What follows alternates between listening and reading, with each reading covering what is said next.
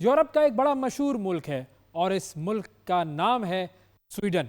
Sweden आपको बहुत सारी चीज़ों के हवाले से शोहरत रखता है। स्वीडन की तारीख बड़ी मशहूर है, स्वीडन बहुत खूबसूरत मुल्क है, स्वीडन का जो वेलफेयर प्रोग्राम है उसके लोगों के लिए वो बड़ा मशहूर है और स्वीडन जो है वो इंसानी हुकूक का अलमबरदार कहलाता है। और एक और चीज़ ये कि स्वीडन जो है वहाँ पर ऐसे लोगों की तादाद भी बहुत ज़्यादा है जो कि मज़हब से बेजार या मज़हब से दूर हैं, या वो लोग हैं जो कि मज़हब पर यकीन ही नहीं रखते। अब बहरहाल इस मुल्क से जो ख़बर हमारे सामने आई है वो है इमिग्रेशन के हवाले से, और इमिग्रेशन के हवाले से ये मुल्क एक सख्त पॉलिसी अब अपना रहा है। और स्वीडन इस हवाले से वो लोग जो कि इमिग्रेशन करके स्वीडन में आए हैं, वो तारकीन वतन जिन्होंने अपना मुल्क छोड़ा और स्वीडन में आकर बस गए, उनके लिए स्वीडन एक नया मंसूबा लेकर आया है। और उसके तहत स्वीडन की तरफ से ये ऑफ़र है, या यूं कहिए कि एक लालच है, कि अगर आप स्वीडन छोड़कर जाएंगे तो आपको कई हजार डॉलर मुआवजा दिया जाएगा।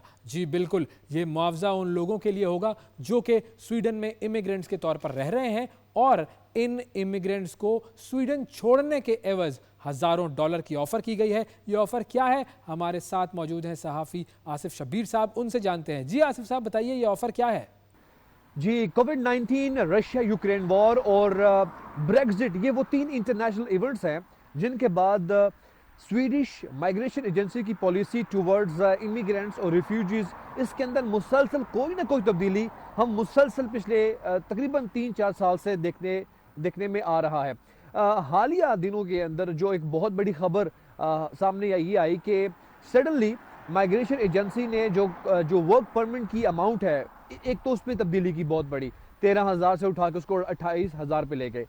उससे बड़ी खबर अभी जो रिसेंटली हमारे सामने आई है, ये जुमेरात की बात है।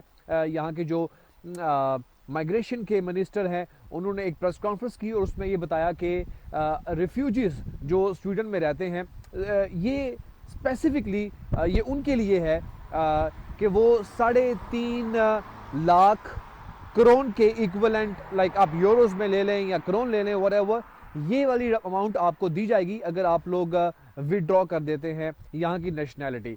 सबसे पहले मैं आपको ये भी बता दूं कि इस वक्त जो स्वीडन की पॉपुलेशन है उसका 24% जो है हिस्सा वो इमिग्रेंट्स पे मबनी है, और उसमें से भी फर्दर तकरीबन 2.5-3 लाख के आसपास एक फिगर बताया जा रहा है जिसमें रिफ्यूजीज हैं। इसमें वो रिफ्यूजीज हैं जिनके केसेस कंप्लीट हो चुके हुए हैं, और वो रिफ्यूजीज भी हैं, प्रोसेस हैं। सबके लिए माइग्रेशन एजेंसी ने ये कहा है कि तकरीबन 35,000 यूरो, जो कि 3.5 लाख करोड़ के आसपास की रकम बनती है, हम ये आपको देने को तैयार है अगर आप अपनी जो है नेशनैलिटी विदड्रॉ करते हैं। क्योंकि ये उनका मतलब ये है कहने का कि ये लोग इंटीग्रेट नहीं कर पा रहे सोसाइटी के अंदर। अब ये एक बहुत बड़ी बहस छिड़ गई है स्वीडन के अंदर। इसके ऊपर आवाम का फीडबैक क्या है, इसके ऊपर जब मैंने जाके देखा डिफरेंट साइट्स के ऊपर लोगों के कमेंट्स क्या थे, तो बड़े मिले जुले थे। कुछ लोग इसको फन ले रहे थे, कुछ लोग इसको एक फुलिश पॉलिसी कह रहे थे, और कुछ लोग कह रहे थे नो प्रॉब्लम, हम पैसे लेंगे, वापस जाएंगे, फिर किसी और मीन्स के जरिए वापस इस मुल्क में आ जाएंगे।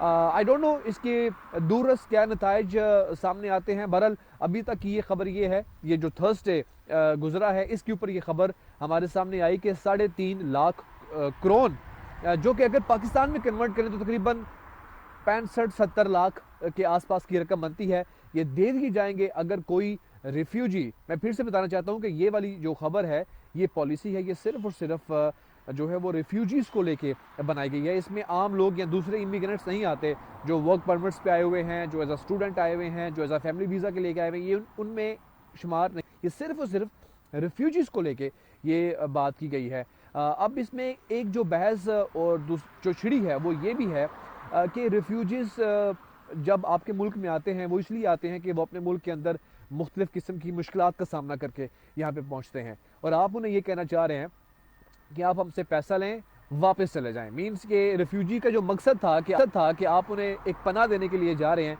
कि इंसानियत के ह्यूमन राइट्स को देखते हुए उसका क्या मकसद, उसको आप क्या पैसों से तोल रहे हैं कि भाई पैसे लो, हमारे मुल्क से कम से कम जाओ। तो ये मिला जुला रुझान हमें फिलहाल 2 दिनों के अंदर जो है देखने को मिल रहा है, लेकिन आगे देखना होगा जो वक्त गुजरेगा इसके अंदर लोगों का फीडबैक क्या आता है।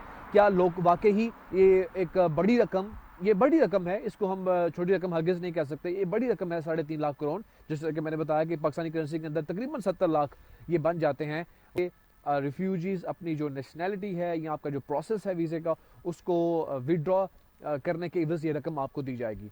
जी।